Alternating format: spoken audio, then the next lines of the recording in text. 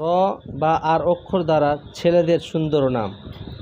দেখুন, রাফিদ অর্থ দাতা, রাহাত আরাম, রাহাজ ধৌত করা, রিদওয়ান সন্তুষ্টি, রাকিব আরোহী, রিজা দায়িত্ববান, রফিক বন্ধু, রউফ অত্যন্ত অনুগ্রহকারী, রাকিব দায়িত্বশীল, রাগিব উৎসাহী, রমিজ সম্মানিত, রাফি সউচ্চ,